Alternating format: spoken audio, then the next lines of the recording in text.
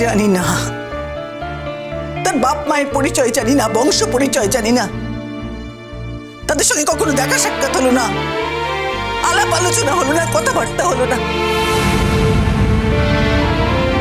সেই মেয়ে নাকি উপচে আমাদের বাড়িতে আসছে বউ হয়ে। সব জানে কিরকম পরিবার, ও বোঝাই যায়।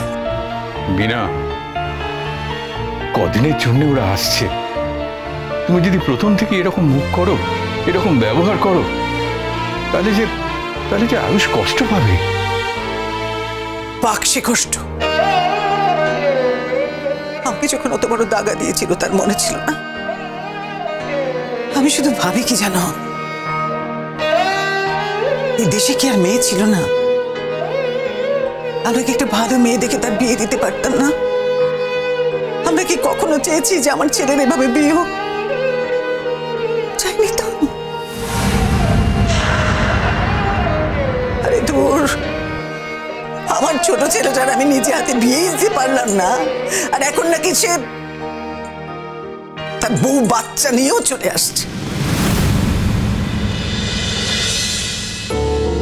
ওকে ফাইন, কিন্তু দুষ্টু, এই ব্যাপারে কিন্তু আমি তোমাকে কোনো হেল্প করতে পারবো না।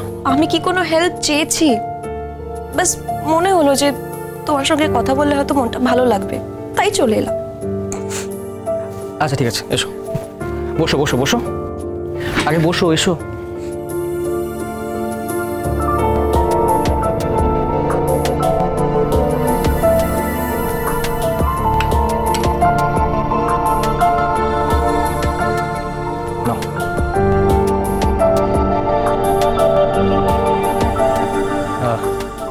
তোমার বাবা কি ভুলটা বুঝতে পেরেছেন? আমি জানি না, কিন্তু কিন্তু আমার বাবা মায়ের কথা ভেবে না আমার খুব খারাপ লাগছে। বাবা মা যা করেছে সেটা ভেবেও আমার খুব খারাপ লাগছে। আর বাবা মায়ের পাল্লায় পড়ে তো আমি কম অন্যায় করিনি, সেগুলোর জন্য আমি এখন রিপেন্ট করছি। তুমি যদি তোমার ভুলটা বুঝতে পেরে থাকো আর সেটা নিয়ে যদি অনুতপ্ত হয়ে থাকো, তাহলে আর ওইসব কথা নিয়ে ভেবো না। ভুলগুলো শোধরাবো কি করে? কেন? যে ভুলগুলো করেছো সেটা থেকে বুঝতে পেরে শিক্ষা নিয়ে এই ভুলগুলো যদি তুমি ভবিষ্যতে আর না করো, তাহলেই তো হলো, তাই না?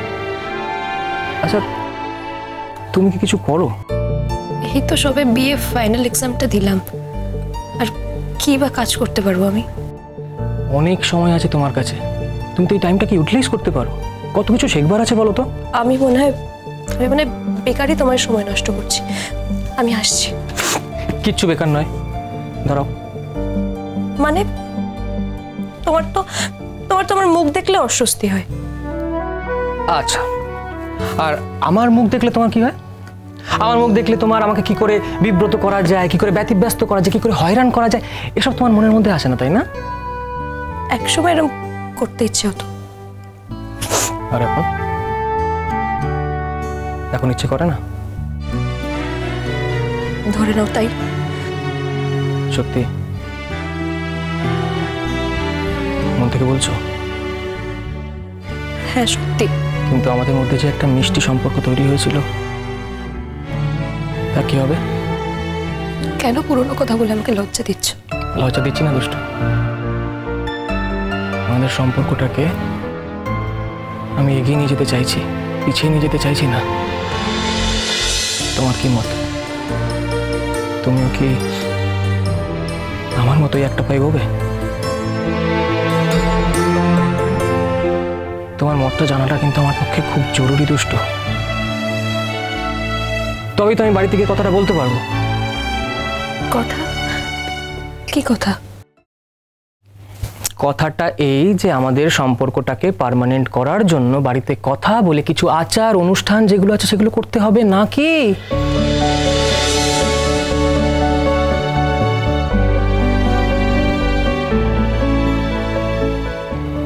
কেঁদো না দুষ্টু, আমি তোমাকে ভালোবাসি।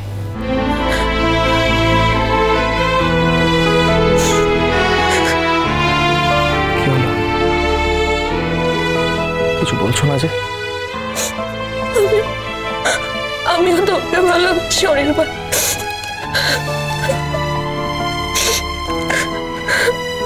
রাত হয়েছে, দেরি হয়ে যাচ্ছে আমার অলরেডি। পেশেন্টরা ওয়েট করছে। একটা কাজ করো, তুমি গাড়িতে বসে ওয়েট করো, আমি আমার কাজগুলো সেরে আমরা কোথাও লাঞ্চ করতে যাই। কেমন? চলো।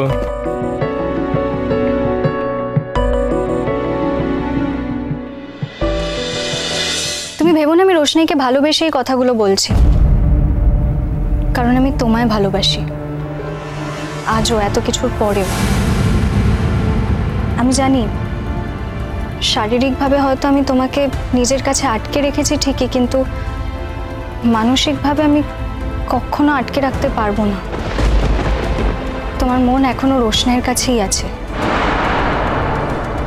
আর রোশনাই কোথায় আছে সেটা জানলে তুমি একটু স্বস্তি পাবে, তাই জানতে চাইছি। কি খবর রোশনাইয়ের?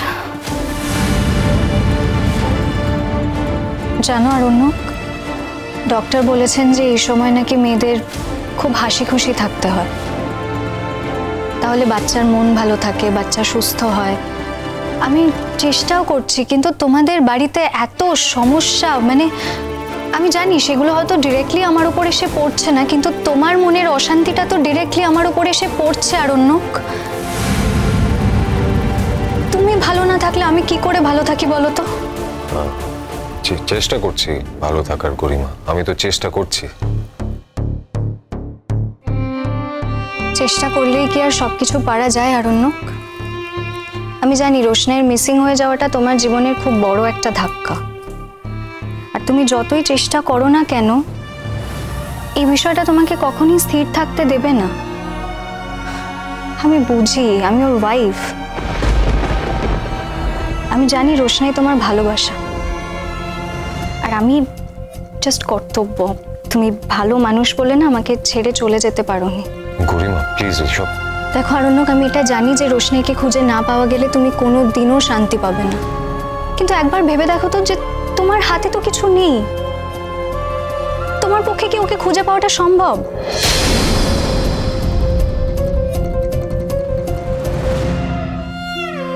সম্ভব না তো। আমি জানি আমার হাতে কিছু নেই। আমি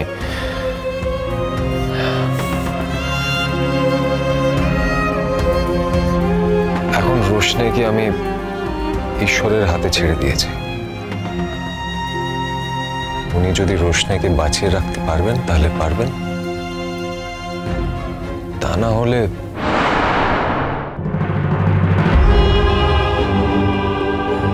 জানো আরণ্যক, বাচ্চা হতে গিয়ে না অনেক মেয়ে মারা যায়।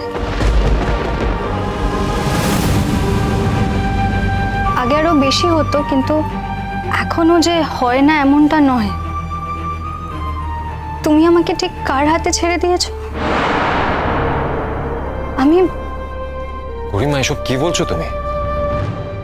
তুমি পুরোপুরি সুস্থ Garima, you absolutely fit and fine. এসব কথা বলো না।